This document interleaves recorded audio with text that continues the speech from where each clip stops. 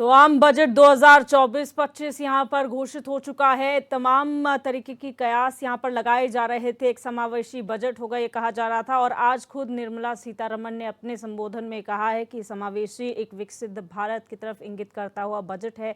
इसमें महिलाओं, युवाओं, गरीबों और किसानों का ध्यान रखा गया है। लेकिन क्या वाकई एक समावेशी बजट है? क्या सभी का ध्यान इसमें रखा गया है या फिर किसी खास वर्ग को इसमें फायदा पहुंचाया गया है? आज इसी पर चर्चा करेंगे। मेहमान हमारे साथ जुड़ चुके हैं, उनका इंट्रोडक्शन आपसे करा देते हैं। हमारे साथ आशीष नौटियाल जी कांग्रेस प्रवक्ता जुड़े हुए हैं, देवचंद्र उत्तराखंडी जी यूकेडी प्रवक्ता हैं, नवीन पिरसाली जी भाजपा प्रवक्ता फोन लाइन पर जुड़े हुए हैं और AK कटारिया जी अर्थशास्त्री हमारे साथ फोन लाइन पर जुड़े हुए हैं। आप सभी मेहमानों का स्वागत है। AK कटारिया जी, पहले मैं आपके पास आऊंगी। किस तरीके से आप इस बजट को देखते हैं? क्या जो बीजेपी कह रही है कि एक समावेशी बजट है, विकसित भारत की तरफ ये बजट लाया गया है, क्या वो चीज़ है या फिर किसी एक स्पेसिफिक वर्ग को ये टारगेट करता है? देखिए, ये बजट जो है गरीबों को और मिडिल क्लास के लिए धोखा है जी। इसमें कोई लुभावना बात नहीं है जी। अभी किसानों के साथ जो है, देखिए 700 किसान मर गए, उनके लिए कुछ नहीं कर रहे हैं। अब आप आंकड़ों की बाजीगिरी करके इनकम टैक्स में थोड़ा बहुत चूर्ण दे के ये करना चाहें तो ये नहीं होगा। आपने कोई मजबूत स्ट्रेटेजी तैयार नहीं की है गरीबी हटाने के लिए। जी। किसानों को सहायता देने के लिए कोई मजबूत स्ट्रेटेजी नहीं है। तो मेरा कुल मिला के निष्कर्ष ये है कि बजट जो है लुभावना ना होके सिर्फ पॉलिटिकल है।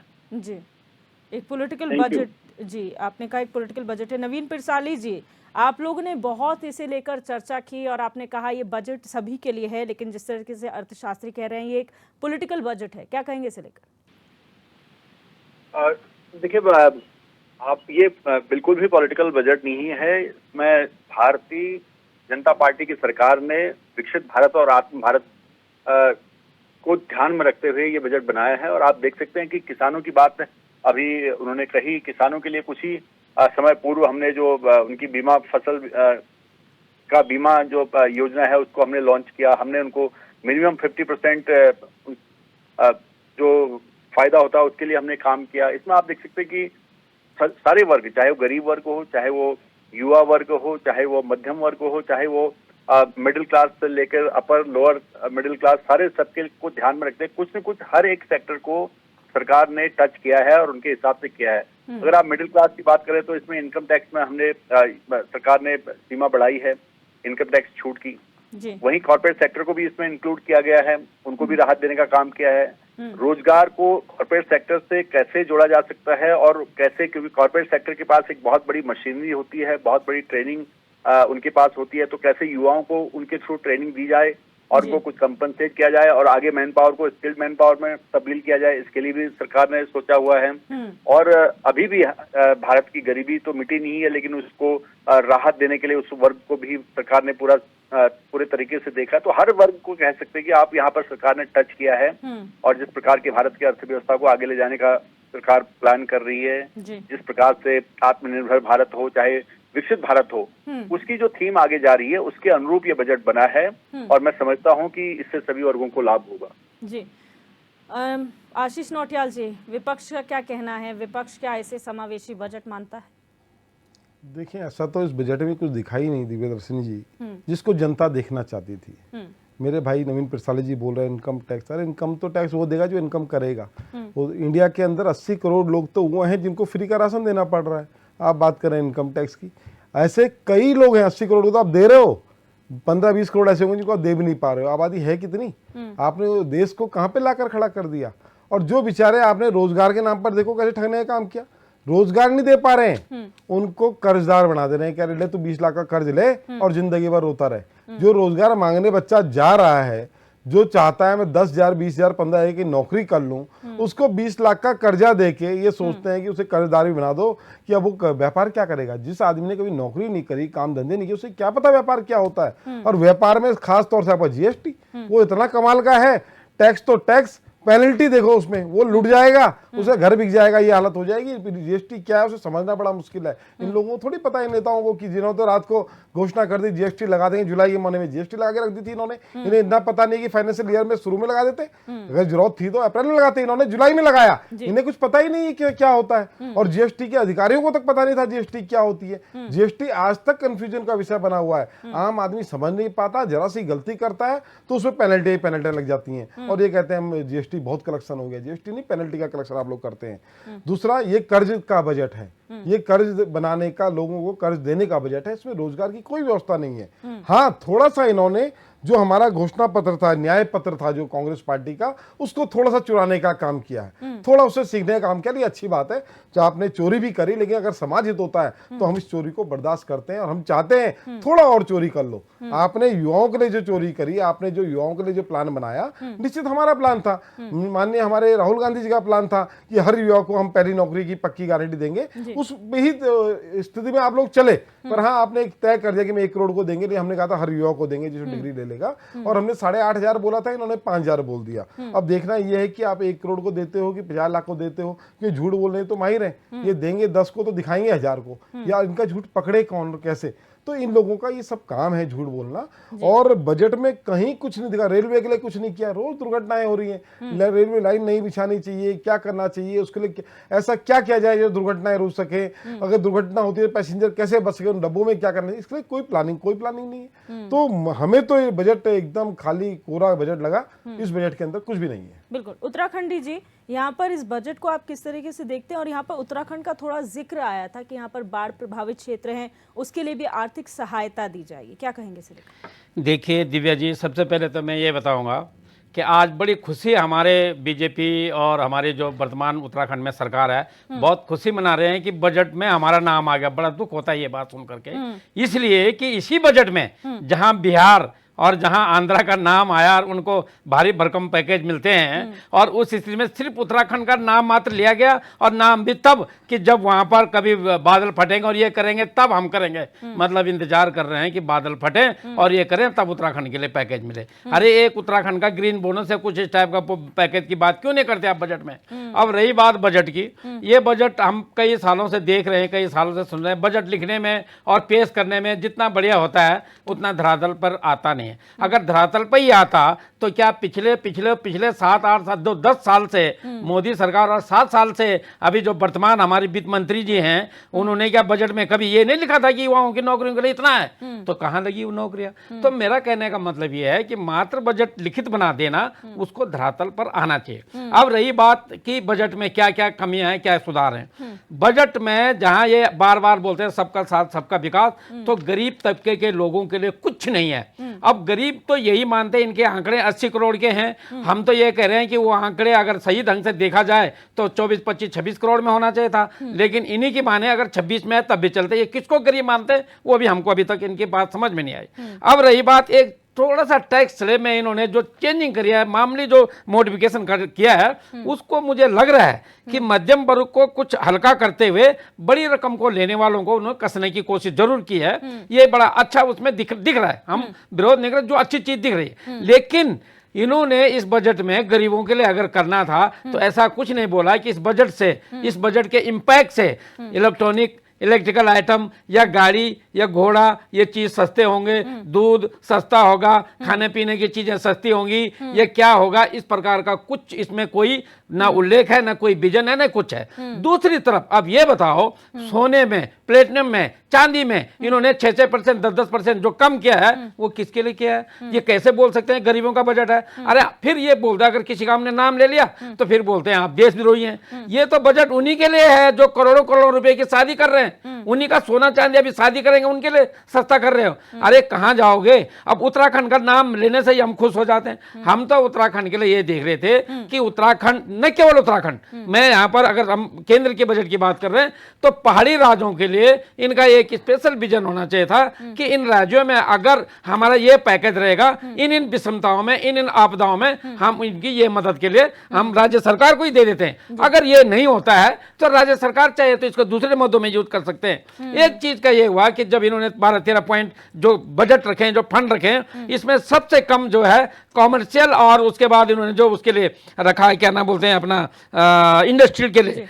यही तो एक इलाका था जहां नौकरी मिल सकती थी, वहां तो तुमने कुछ नहीं रखा। तो तुम्हारा विजन पता चलता है, तो आपका वित्त मंत्री, आपका प्रधानमंत्री, आपका सबका विजन पता चलता है कि आप कितना रोजगार देना चाहते हैं। नहीं है। उसके बाद आपने रक्षा पे जो पैसा रखा है, रक्षा पर पैसा तो आपने रखा है, दिखने में सबसे ज्यादा दिख रहा है, लेकिन आप पिछले सालों के मुकाबले देखो आपने कितना कटौती कर दिया है। क्यों? रक्षा को, देश की रक्षा को आप धीरे धीरे इस तरफ से लेके आ रहे हैं। तो कुल मिलाकर के दिव्या जी, हम आगे भी और बातें होती रहेंगी।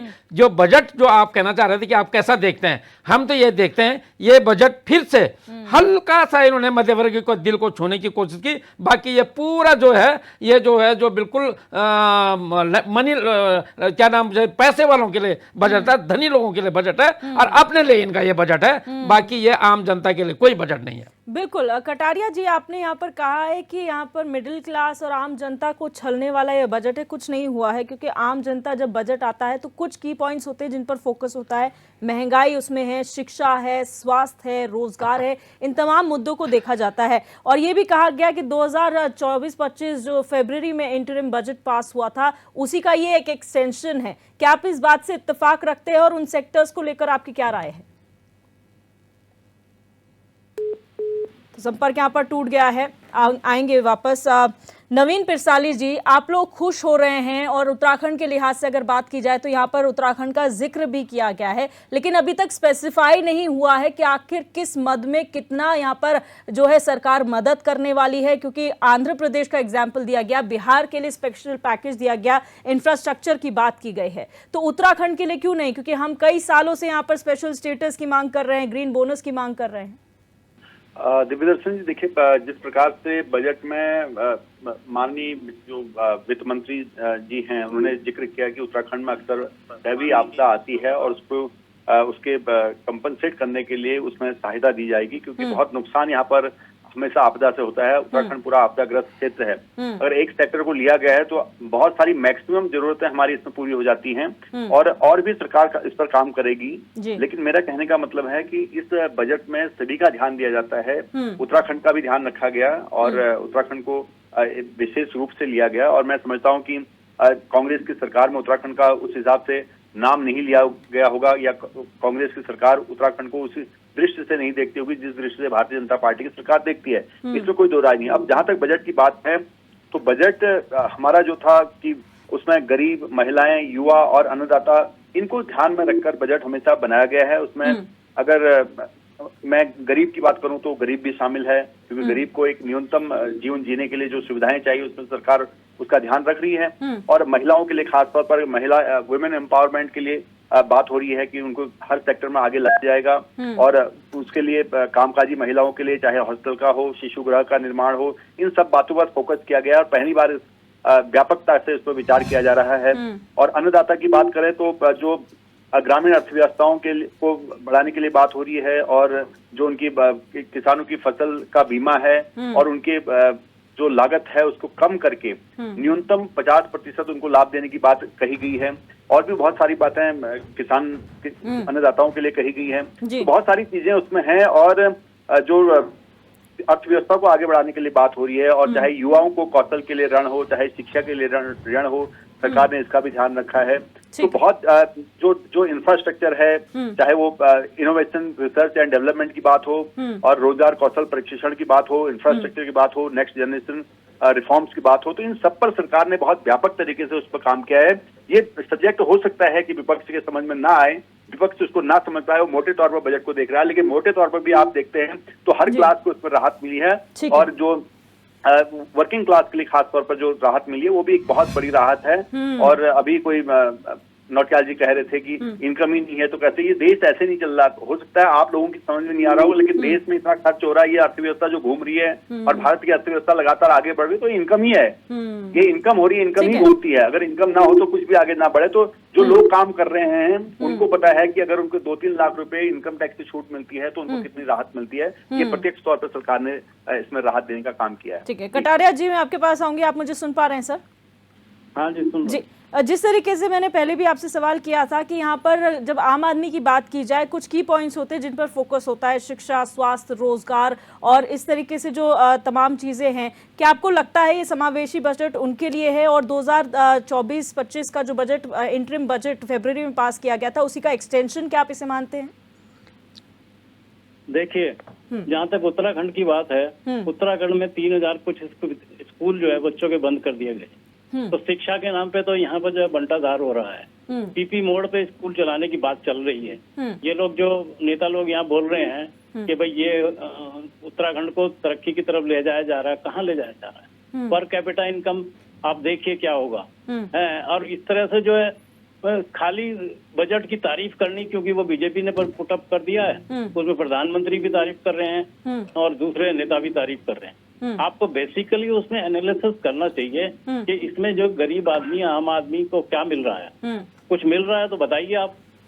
आपने गरीबी को हटाने के लिए क्या स्ट्रेटेजिक कोई वो किया है? दूसरे देशों में देखिए, गरीबी बनाने के लिए जो इनकम टैक्स का दायरा बनाया जाता है, उसमें हर साल उसमें वो प्रमोट करते हैं कि इतने लोगों को हमने गरीबी रेखा से नीचे किया है, ऊपर उठाया है। लेकिन यहाँ कुछ है ही नहीं। यहाँ से एक बजट पास कर दिया और वो मंत्री साहब चले गए और उसको लेके जो है उसके बाद स्कोर हो गया, ये हो गया, वो हो गया, कुछ नहीं। गढ़वाल की जनता को खास तौर से कितने कर्जे के अंदर दबी हुई है, सेंटर का कर्जा कितना अधिक है उसके ऊपर। आप कह रहे बजट बहुत अच्छा है, तो मैं ये कहूंगा कि बजट बनाने का जो है सिलसिला, मैडम फाइनेंस मिनिस्टर मैडम जो है बजट पेश कर रही है, कह कुछ रही है, कर कुछ रही है, आम जनता के लिए हो क्या रहा है? कुछ नहीं रहा। मेरी राय में तो ये बजट जो है बोगस बजट है। Thank you. बोगस बजट इसे कहा जा रहा है। आशीष नौटियाल जी, आप लोगों की तर्ज पे ही अर्थशास्त्री भी बात कर रहे हैं, लेकिन अगर बात करें व्यापारियों की और खास तौर पर जो सोना चांदी प्लैटिनम में डील करते हैं, क्योंकि कस्टम ड्यूटीज यहाँ पर घटाई हैं कई सारी चीज़ों की। अगर बात करें मोबाइल, चार्जर्स, लैपटॉप्स, इन पर घटाए गए हैं, फिर उसके बाद सोना चांदी प्लैटिनम में घटाया गया है, तो वो तो खुश नज़र आ रहे हैं कि हमारा अब त्यौहार वाला सीज़न आएगा, शादियों का सीज़न आएगा, हमारा बूम करेगा तो लोग खरीदेंगे भी। देखिए दिव्यदर्शनी जी, बड़ा आदमी तो हमेशा खुश ही रहता है और मौर मजे आ गए, अब तो सोना कम हो गया तो और सोना खरीद लेगा। पर उस गरीब का क्या, जो सोच के बैठा था कि ये बजट पेश होगा, प्रधानमंत्री जी बजट पेश करेंगे और हमारे लिए गैस सिलेंडर क्या पता सस्ता हो जाएगा, हमारे लिए कोई ऐसी योजना बनेगी, सिर्फ झूठ। ये बजट प्रधानमंत्री बचाओ बजट है कि किसी तरह प्रधानमंत्री को बचना है, उसके लिए बजट बनाया गया कि बिहार से मुझे समर्थन मिला हुआ है, नहीं तो सरकार गिर जाएगी, चलो बिहार को दे देता हूँ थोड़ा कहीं और उन राज्यों को देता हूँ जहाँ आने वाले टाइम पे चुनाव भी हैं और जिन्होंने हमें समर्थन दे रखा है। उत्तराखंड के लिए कुछ नहीं है। क्यों होगा? जब यहाँ के सांसद चुने ही नहीं, मतलब बोल ही नहीं गए, नहीं वहाँ उत्तराखंड की मांग ही नहीं रखेंगे तो उत्तराखंड के लिए क्यों होगा? उत्तराखंड सिर्फ मांग ही करता रह जाएगा पर मिलने वाला नहीं है। बोलने की बात है डबल इंजन के कारण ये ज्यादा धोखा दे रहे हैं उत्तराखंड को। अभी मैं आपके चैनल के माध्यम से भी देख रहा था, बजट में भी था कि हम लोगों को फ्री बिजली देने वाले हैं सोलर प्लांट के थ्रू।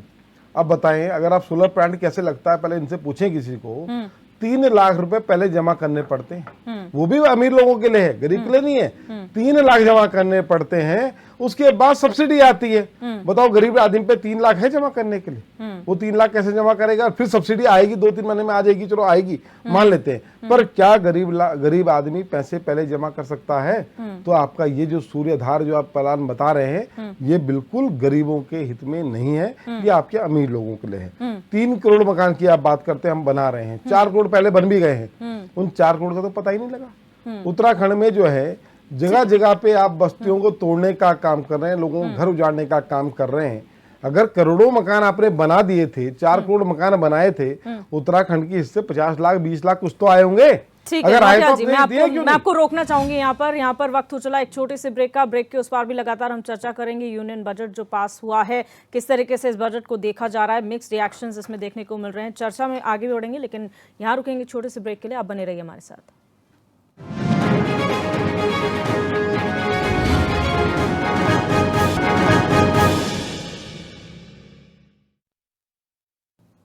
ब्रेक के बाद आप सभी का एक बार फिर से स्वागत है। लगातार चर्चा हम कर रहे हैं यूनियन बजट 2024-25 पर, जो आज ही पेश हुआ है। वित्त मंत्री निर्मला सीतारमण ने बजट पेश किया है। तमाम इसमें बातें कही गई हैं।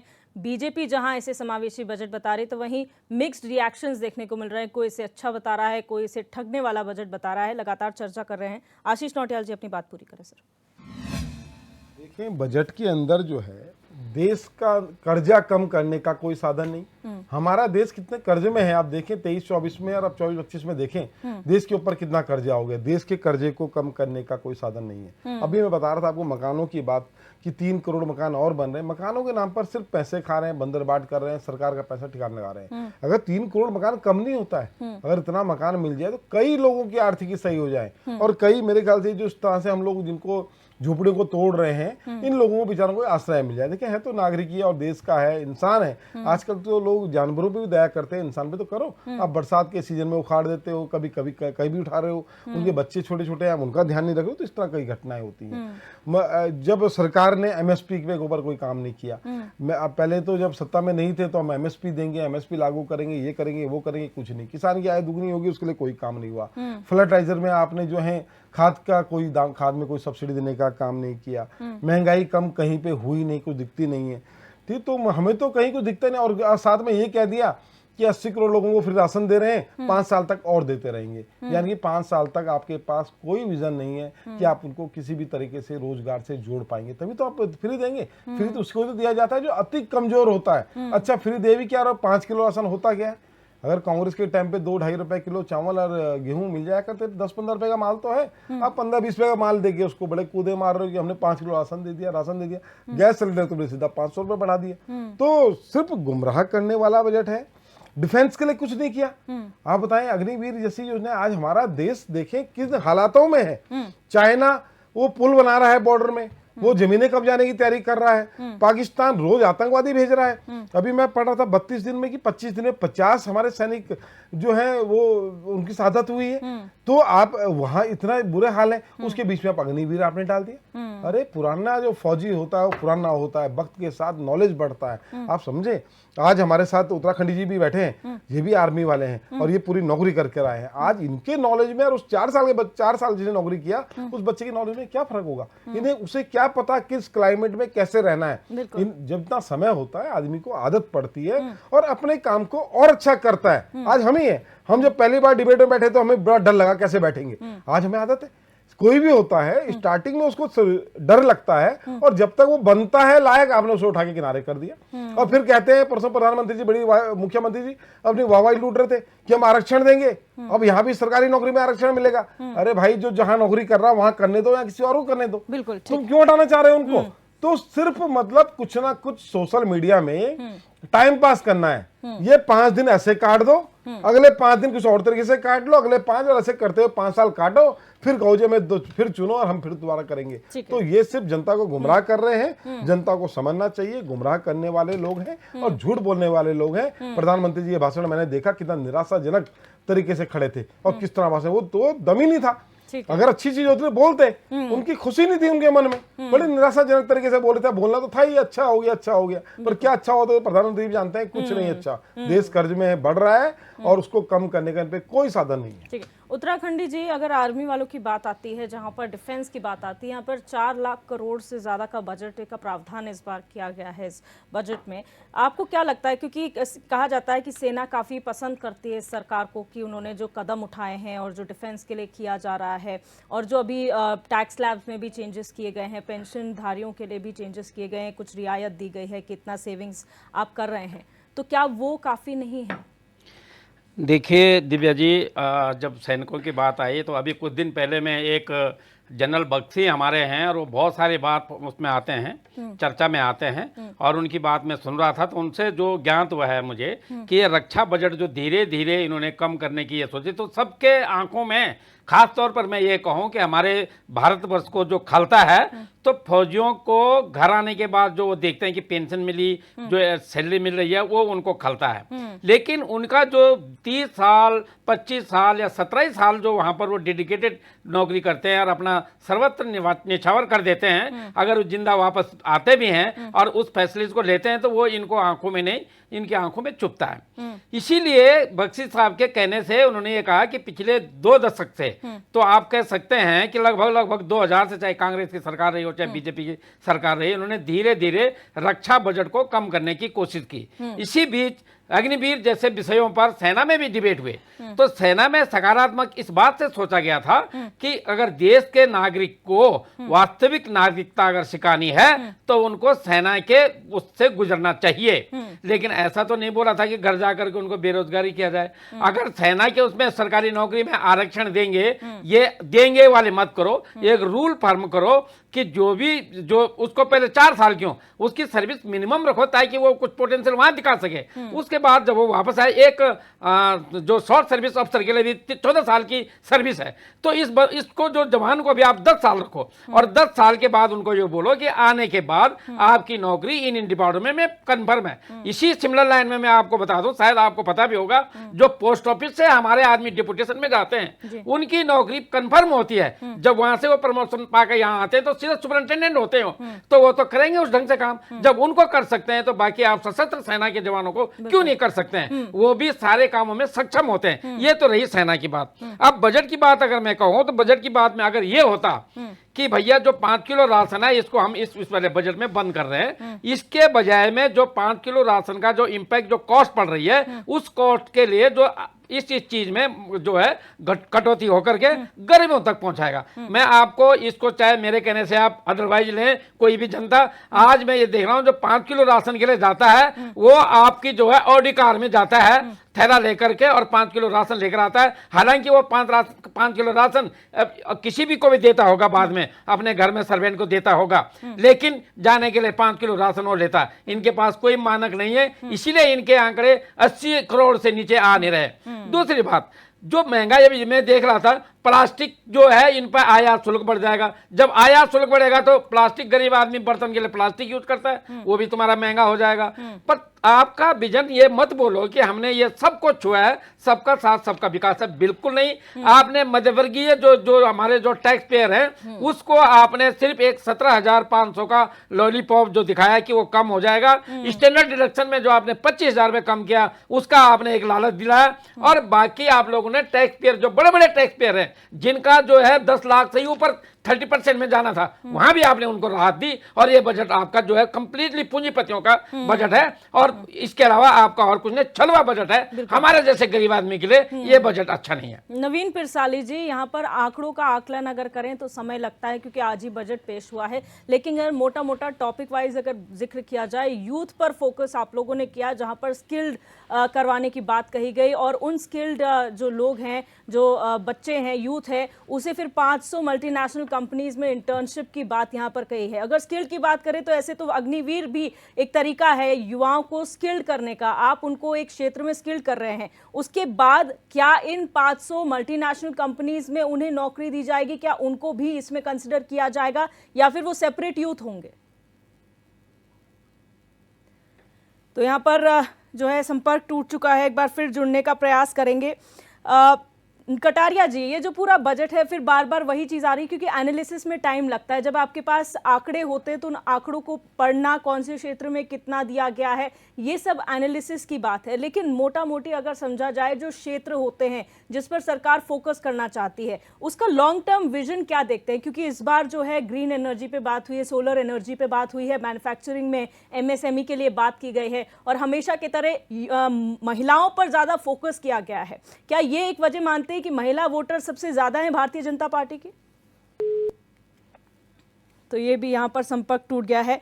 फिलहाल आशीष नौटियाल जी, यही सवाल आपसे पूछेंगे क्योंकि हम हर बार के चुनाव में देखा है कि जो महिला वोटर्स हैं भारतीय जनता पार्टी की, वो उनकी सुविधाओं से लाभान्वित हुई हैं या फिर किसी एक पर्सनल या फिर कह लीजिए इंडिविजुअल से आकर्षित हुई हैं और वो सबसे ज़्यादा वोट देती हैं। क्या ये वजह मानते हैं कि भारतीय जनता पार्टी लगातार महिलाओं के उत्थान की बात करती रही है, महिला एम्पावरमेंट को आगे बढ़ा रही है? देखिए दिव्यदर्शिनी जी, हमारी महिलाएं जो हैं वो शरीफ हैं, वो बेचारी समझ नहीं पा रही हैं। ये गुमराह करें, क्या दिया इन्होंने? अच्छा, ये कह रहे हैं कि हम नौकरी में आरक्षण दे देंगे। नौकरी निकालोगे तो आरक्षण होगा ना। इन महिलाओं को आपने सिर्फ क्या है, अब हमारे जो महिलाएं हैं धर्म में आगे होती हैं, हिंदू धर्म समाज में तो महिलाएं धार्मिक होती हैं, धर्म में आगे होती हैं। और ये लोग जब बातें करते हैं धर्म की तो उन्हें अच्छा लगता है कि चलो यार कोई धार्मिक कोई बात कर रहा है। बाकी हमने तो नहीं देखा महिलाओं के लिए कुछ किया। महिलाओं के लिए देखा था अंकिता हत्याकांड करा इन्होंने उस नाम पर, इस तरह की हरकतें कर रहे हैं। और अच्छा तो मैंने कहीं होते देखा ही नहीं। कुलदीप सेंगर जैसा आदमी महिला के साथ उत्पीड़न करता है और उसके बाद जो है उसको बचाने के लिए पूरा शासन प्रशासन दल बल लग जाता है। आप दूसरा इनके बृजभूषण जी जो हैं उनके लिए पूरा देखें आप, शासन प्रशासन पूरा उनको बचाने में लग जाता है, उनके बेटे को टिकट दे दिया जाता है। तो महिलाओं का तो इन्होंने हर जगह अपमान किया है, महिलाओं के लिए कुछ नहीं किया है, महिलाओं को गुमराह करने का काम किया है। महिलाओं को क्या चाहिए, उनकी रसोई सस्ती हो। रसोई आप देखो कहाँ से कहाँ ले गए, दालें 300-300 रुपए किलो हो गई है, दाल के रेट 300-300 रुपए किलो चले गए, इतनी महंगाई हो गई है। उन्हें ये समझ नहीं आ रहा कि आज बनाऊं क्या। सब्जी देखे, सब्जी में उनका जो बजट होता है वो तो सारा बिगड़ गया, जो घर का तो सारा बजट बिगाड़ के रखा है। रोजगार आप दे नहीं पा रहे हैं, महिला सुरक्षा आप क्या दे रहे हैं। ये रोज आए दिन अखबार बिना इस नाम के होता नहीं कि आज ये हो गया और कल वो हो गया। इनका खुद ही अभी हरिद्वार में फिर दोबारा इनका कोई अपना ओबीसी प्रकोष्ठ का कौन सा प्रकोष्ठ था वो बेचारा वो पकड़ा गया, वो भी महिलाओं के साथ अत्याचार कर रहा था। तो इस तरह महिला सुरक्षा में तो इनका नाम ही मत लो। भारतीय जनता पार्टी किसी को सुरक्षा नहीं दे पाई, ना महिलाओं को दे पाई, ना युवाओं को दे पाई, ना पेंशनर्स को दे पाई। अच्छा, हम सोच रहे थे कि चलो यार प्रधानमंत्री जी जीत गए हैं तो क्या पता ओल्ड पेंशन स्कीम लागू कर देंगे। वो कह रहे मेरे बस की है ही नहीं पेंशन देना। बताएं, आप पेंशन भी नहीं दे पा रहे हैं तो देश जा कहाँ रहा है। जब आदमी खर्चे में कटौती करने लग जाए तो समझो उसकी स्थिति ठीक नहीं है। और यहाँ तो कई कटौतियां हुई है। ये मैं देख रहा था अभी रक्षा सेक्टर में इन्होंने कटौती कर दी। 9.6 था पिछली बार बजट, इस बार 9.43 हो गया। कृषि क्षेत्र में इन्होंने कम कर दिया, 3.2 से 3.15 में चले गए। स्वास्थ्य में कम कर दिया, इतने बुरे हाल है स्वास्थ्य में तो डबल से भी ज्यादा होना चाहिए था। स्वास्थ्य में इन्होंने 1.97% था उसे 1.85% कर दिया। ट्रांसपोर्ट में कम कर दिया, पेंशन में कम कर दिया, एनर्जी में, मतलब इन्होंने सारे बजट कम कर दिए। कम से कम देश की सुरक्षा का तो ध्यान रखो मोदी जी। देश सुरक्षित रहेगा तभी तो हम सब लोग रहेंगे, तभी डिबेटें होंगी, तभी बातें होंगी, तब सब चलेगा। आप सैनिकों के नाम पर अग्निवीर आपने बना दिए, बेचारे छोटे छोटे बच्चों को आप वहां भेजने का काम कर रहे हैं। अरे आप परमानेंट जॉब नहीं दे सकते, आप सस्ताई नहीं कर सकते, आप लाल आंखें जो आपकी थी वो पहले ही थी 2014 से पहले, उसके बाद आपकी लाल आंखें हमने देखी नहीं। आप बोल रहे थे हमने तो सर्जिकल स्ट्राइक कर दी, और प्रवक्ता आकर बीजेपी के बोलते हैं कि हमने जो है तो 2014 से पहले तो देश था ही नहीं। देश तो 2014 के बाद बना है, जब ये लोग आए झूठे लोग जो करते कुछ नहीं और बोलते बहुत कुछ है। ठीक है, नवीन पिरसाली जी, क्या आप मुझे सुन पा रहे हैं सर? पा रहा हूं आपको जी। जिस तरीके से आपने स्किल डेवलपमेंट की बात कही है, आपने कहा युवाओं को स्किल किया जाएगा, उसके बाद 500 मल्टीनेशनल कंपनीज में उन्हें इंटर्नशिप स्टाइपेंड दिया जाएगा, यानी कि उन्हें कहीं ना कहीं एडजस्ट किया जाएगा, उन्हें रोजगार के अवसर प्रदान किए जाएंगे। एक तरीका यहाँ पर स्किल करने का अग्निवीर भी निकल कर आया, जहाँ 4 साल आप एक युवा को जो है डिफेंस में ट्रेनिंग देते हैं, एक स्किल्ड जो एम्प्लॉयमेंट है वो तैयार करते हैं। जब वो 4 साल बाद बाहर आएगा तो क्या इन 500 मल्टीनेशनल कंपनीज में उन युवाओं का नाम भी शुमार होगा जो अग्निवीर से बाहर आए हैं, या फिर वो कैटेगरी ही अलग रखी गई है? देखिए दिव्या जी, जो यहाँ पर कॉर्पोरेट सेक्टर्स में ट्रेनिंग देने की बात हुई है वो सभी के लिए, सभी युवाओं के लिए है। युवा चाहे तो आर्मी में जा सकते हैं, युवा चाहे तो कॉर्पोरेट सेक्टर में जा सकते हैं। मकसद है कि भारतीय युवा का स्किल डेवलप हो ताकि वो एक आत्मनिर्भर भारत की जो बात होती है उसमें अपना योगदान दे पाए। सबसे बड़ा जो ह्यूमन रिसोर्स होता है, जो मानव संसाधन होता है, अगर जिस देश का मानव संसाधन स्किल्ड होता है, डेवलप्ड होता है, तो वो देश तरक्की करता है। अगर स्किल डेवलप भी नहीं होगा तो कैसे काम चलेगा? तो सरकार ने विशेष तौर पर उस पर फोकस किया है। अभी कांग्रेस के प्रवक्ता बोल रहे थे, मैं उनको सुन रहा था कि महिला वो उनके लिए मातृशक्ति केवल किचन के लिए है, किचन तक ही सीमित है। वो कहेंगे मातृशक्ति किचन में रहती है, खाना बनाना उनका काम है। लेकिन भारतीय जनता पार्टी की सरकार की नजर में आज देश की उसमें जो आधी आबादी हमारी मातृशक्ति है, जिसको भारतीय जनता पार्टी की सरकार प्राथमिकता के साथ आगे बढ़ाने की पुरजोर कोशिश कर रही है और मातृशक्ति बढ़ भी रही है, हमारे लिए वो बराबर का है, उसमें कोई भेदभाव नहीं है। हमने समाज के हर वर्ग को आगे लेना है। अगर हम विकसित भारत का एजेंडा लेके आगे चल रहे हैं, सपना लेके आगे चल रहे हैं, तो किसी भी वर्ग को पीछे छोड़कर काम नहीं चलेगा। अभी उत्तराखंड की बात आ रही थी, अभी ये बजट की बात कर रहे थे कि डिफेंस का बजट कम कर दिया, इधर का कम कर दिया। इनको ये समझ में होना चाहिए कि पिछले बार जो बजट अमाउंट था और इस बार जो बजट अमाउंट था उसमें डिफरेंस है। और उस डिफरेंस में अगर इस बार पिछली बार बजट अगर मान लिया जाए 100 रुपया था तो उसका 10% 10 रुपये होता है। इस बार अगर बजट 150 है तो उसका 10% अगर करेंगे तो 15 रुपया होता है। तो ऐसे देखना पड़ता है कि रुपया कितना क्वांटिटी में पड़ा है। बजट को देखने का नजरिया होना चाहिए, बजट को देखने की समझ होनी चाहिए। जब कांग्रेस के प्रवक्ताओं में समझ ही नहीं है, विपक्ष के प्रवक्ताओं में समझ नहीं है, तो कहां से देख पाएंगे? सारी समझ आप में भरी पड़ी है नवीन भाई, सारी बीजेपी वालों में समझ भरी पड़ी है, तभी फ्री का राशन देना पड़ रहा है, तभी फ्री का राशन देना पड़ रहा है, बेरोजगारी बढ़ा दी, पेंशन दे नहीं पा रहे हैं। ज्यादा समझ हो रही है लोगों में अभी कि देश की अर्थव्यवस्था को अगर आगे बढ़ना है, अगर हर वर्ग को विकसित तो करना फ्री राशन देना पड़ेगा, करना है, रोजगार नहीं दे उसके लिए पाएंगे हमें आप। क्या करना पड़ेगा ये आपको देखना पड़ेगा। वो बजट में समाहित है, वो सारी चीजें बजट में पूरी तरह से आई हैं और सरकार ने उसको बहुत अच्छी तरह से देखा है, विशेषज्ञों ने उसको बहुत अच्छे से देख के उसको समावेशित वहां पर किया है। उत्तराखंड की बात कर रहे हैं, उत्तराखंड में पीएम आवास योजना चली तो सभी लोगों ने फायदा लिया।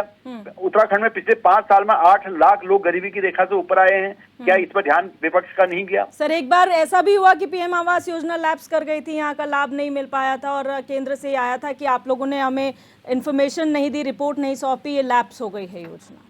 देखिए मैं यही तो वो एक अलग चीज है कि अगर किसी प्रशासनिक तौर पर या कहीं पर इंफॉर्मेशन में गड़बड़ी होती है तो वो एक डिफरेंट मैटर होता है। लेकिन सरकार ने अगर लाभ खोला है, लाभार्थी उसका लाभ ले पा रहे हैं या उस तक योजना जनता तक नहीं जा पा रही, वो एक अलग बात है। लेकिन सरकार तो कहीं यही तो यहाँ पर हजारों लोगों ने हजारों लोगों नहीं हजारों लोगों ने लाभ लिया, हजारों लोगों ने लाभ लिया पीएम आवास योजना का। चलिए मान लीजिए आप लोगों ने जितनी भी घोषणाएं की हैं, उत्तराखंड को भी लाभ मिला है, पूरे देश को लाभ मिला। अच्छी बात है नवीन पिरसाली जी, लेकिन आप इसको एग्जाम्पलरी तौर पर ऐसे लीजिए कि आपने जितनी भी घोषणाएं इस बजट में की हैं उसका असली असर तब देखने को मिलेगा जब वो 100% या जैसे आपने सोचा है वैसे क्रियान्वयन हो, लोगों तक उसका फायदा पहुंचे। अगर नहीं हो रहा है तो वो अलग मैटर नहीं है, वो उसी का मैटर है कि सही तरीके से जो आपकी बातें हैं, जो आपकी योजनाएं हैं वो लोगों तक नहीं पहुंच पा रही, कहीं लूपहोल है। दिव्यदर्शनी जी, सरकार आपने सुना होगा, यहाँ पर शायद आप तब बच्चे ही होंगे जब राजीव गांधी जी ने बयान दिया था कि मैं 1 रुपया भेजता हूँ यहाँ से 15 पैसा ग्राउंड में जाता है। वो बयान आपने नहीं सुना होगा, वो उसकी पार्टी के प्रवक्ता यहाँ बैठे हुए हैं। आज अगर 1 रुपया सरकार देती तो 1 रुपया धरातल पर जा रहा है। हम तो उसको देख रहे हैं जो कहता है जीरो टॉलरेंस की सरकार है और भ्रष्टाचार से भरी पड़ी है, रोज भ्रष्टाचार निकल रहे हैं। अरे सच बोलने की हिम्मत तो करो, सच बोलने की हिम्मत तो करो, भ्रष्टाचारियों। पिरसाली जी अर्थव्यवस्था आगे बढ़ी, इसलिए मैं आगे बढ़ी, किसने कह दिया बढ़ गई आगे? कहाँ आगे बढ़ गई? कहीं देश से बाहर मत निकाल देना अर्थव्यवस्था को, कितना आगे बढ़ रही है आपकी सरकार। आपकी जब कांग्रेस की सरकार थी, उनके मुखिया स्वर्गीय राजीव गांधी जी थे, उनके बयान थे, नहीं है तो गूगल में आप पढ़ लीजिए। आज का प्रधानमंत्री बोलने को तैयार भी नहीं होता कि भ्रष्टाचारी मेरी पार्टी के अंदर भरे पड़े, सारे भ्रष्टाचारी भाजपा के अंदर भरे पड़े।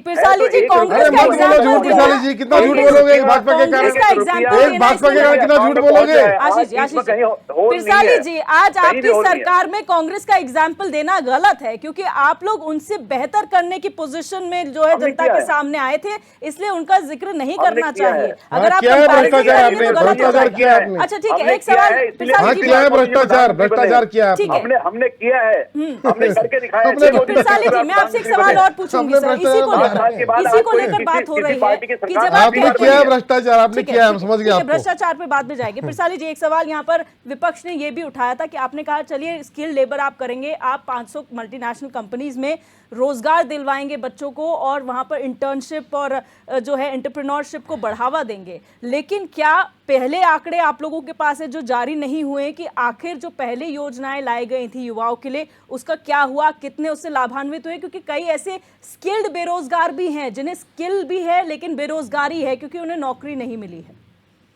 देखिए दिव्यदर्शनी जी, मेरे पास वर्तमान में कोई आंकड़ा जिस प्रकार से आप मांग रहे हैं उस प्रकार से नहीं है, लेकिन मैं ये कह सकता हूँ कि भारत में रोजगार भी मिला है, भारत में लोगों की इनकम भी बढ़ी है और भारत में आज आप देख सकते हैं हर व्यक्ति के पास मोबाइल है, उसके पास उसका बिल भरने के लिए पैसा है, हर व्यक्ति सुविधाएं ले रहा है। जब व्यक्ति सुविधाएं लेता तो उनके पास उसकी पेइंग कैपेसिटी है, तो भारत की पेइंग कैपेसिटी बनी है। एक दो अपवाद हो सकते हैं कि कोई अगर ना करे, लेकिन मैं समझता हूं कि जो लोग यहाँ पर कोशिश कर रहे हैं, जो लोग आगे बढ़ने की कोशिश कर रहे हैं, भारत पिछले 10 सालों में काफी आगे बढ़ा है, लोगों को रोजगार भी मिला है। हाँ, ये हो सकता है कि कभी कभी कुछ सेक्टर अगर ना चले, कहीं पर अगर छटनी हुई है तो उनको दूसरे सेक्टर में रोजगार अवेलेबल रहेगा, लेकिन मैं समझता हूं कि पहले से बहुत सारी योजनाएं ऐसी आई जिससे लोगों को रोजगार मिला।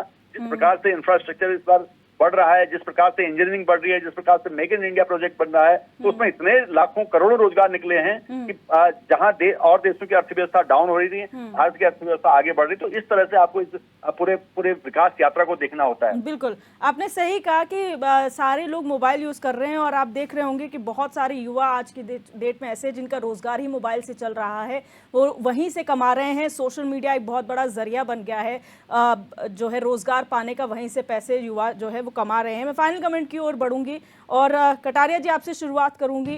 फाइनल कमेंट में क्या कहेंगे? देखिए, मेरा कहना यह है कि ये बजट जो है ये जनता के साथ बिल्कुल धोखा है। इसमें कोई उन्नति की बात नहीं है, गरीब आदमी को उठाने का कोई इनके पास स्ट्रेटेजी नहीं है। और इन्होंने पिछले 10 सालों में सिर्फ जो है सांप्रदायिकता में जो है बढ़ोतरी की है और देश को हिंदू मुसलमान में बांट कर रख दिया है।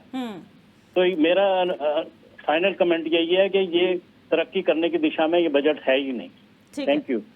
Uttarakhandi ji, final comments. देखिए, अभी मैं पिरसाली जी को सुन रहा था और उनका बजट पे उनका ज्ञान देख रहा था। अगर उनको ज़्यादा बजट के बारे में आता है तो वो मेरे को एंगल टैक्स डिडक्शन के बारे में बता दें, अलग से मिल के बता दें, यहाँ टाइम वेस्ट नहीं करना है। लेकिन कुल मिलाकर जो मैं कह रहा था कि मोबाइल अगर वो होना इसको विकास समझते हैं तो बड़े और दुख की बात आती है कि सबके पास मोबाइल है, जैसे ऐसे लगता है ये मोबाइल इनकी तरफ से सरकारी इशू हो रखा हो। अरे भाई पिरसाली जी, सबके पास आज मोबाइल है, सबने मकान बना दिया, किसमें आपकी सहायता है नहीं, उसको आप विकास कैसे मान सकते हैं? आज तो आपने हर बात जब सवाल पूछो, अभी मेरे को आपके सामने जो है दिव्या जी ने एक सवाल पूछा, आपने उसमें बोला ये अलग बात है, गोलमोल कर दिया। ऐसा नहीं है, आप मुद्दों पे आए और जैसे मैं जो है कटारिया जी के बिल्कुल सहमत, उन्होंने अपने छोटे शब्दों में सब कुछ बता दिया कि बिल्कुल सही बात है। लेकिन मैं उनके माध्यम से ये भी जानना चाहूंगा कि बीजेपी को बार बार जिताने का अर्थ ये नहीं है कि आप हर बार जनता का दमन करें और जनता के रूप में इस प्रकार का अपना थोप करके बजट लेके आए। बजट में सुधार करने की बहुत ज्यादा अभी भी आवश्यकता है। जी, नौटियाल जी, फाइनल कमेंट सर। देखिए, ये मोदी जी का कुर्सी बचाओ बजट था। इसके अंदर उन्होंने आंध्र प्रदेश और बिहार के लिए कुछ इसलिए कर दिया क्योंकि वहाँ से उनकी कुर्सी बचती है, अन्य राज्यों को कुछ नहीं दिया। उत्तराखंड निराश है। उत्तराखंड के लिए इन्होंने कुछ भी नहीं ना सोचा ना करा और ना इनसे हम कोई उम्मीद करते हैं। बिल्कुल। नवीन पिरसाली जी, फाइनल कमेंट सर। देखिए दिव्य दर्शन जी, विपक्ष के पास बजट पर कहने को कुछ भी नहीं है, वो पकड़ने की कोशिश कर रहे हैं लेकिन उनका बस चल नहीं रहा है। और ये बजट पूरे ही जनता को हित में, जनता के हित को ध्यान में रखते हुए बनाया गया है और जनता के लिए बनाया गया है। मैं समझता हूँ कि जो आत्मनिर्भर भारत है और विकसित भारत है, इसका लक्ष्य इस बजट से पूरा होगा। बिल्कुल। आप सभी मेहमानों का इस चर्चा में जुड़ने के लिए बहुत बहुत शुक्रिया। आज हमने चर्चा की 9 पॉइंट एजेंडा के तहत जो आज आम बजट 2024-25 जारी किया गया है, जिसके संबोधन में तमाम जिक्र किया गया है। 4 मेन सेगमेंट्स ऐसे जिन्हें टच किया गया है, युवा और गरीब, महिला और किसान। 9 पॉइंट एजेंडा में मैन्युफैक्चरिंग है, एमएसएमईज पर फोकस है, कृषि पर फोकस किया गया है, स्किल्ड लेबर पर फोकस किया गया है, तमाम सेक्टर्स ऐसे। लेकिन मिक्स्ड रिएक्शन इस बजट के बाद सामने आए हैं। जो कुछ लोग हैं वो इसे समावेशी बजट मान रहे, खासतौर पर सत्ताधारी लोग इसे समावेशी मान रहे हैं। वहीं विपक्ष हमलावर इसलिए है, उनका कहना है इसमें आम लोगों के लिए कुछ नहीं है। हालांकि आंकड़ों का एनालिसिस होना अभी बाकी है और तब पता चलेगा कि आखिर वाकई में कितना किससे मिला है। बहरहाल क्वेश्चन आवर में मेरे साथ बस इतना ही। आप देखते रहिए HNN 24/7, जुनून सच दिखाने का।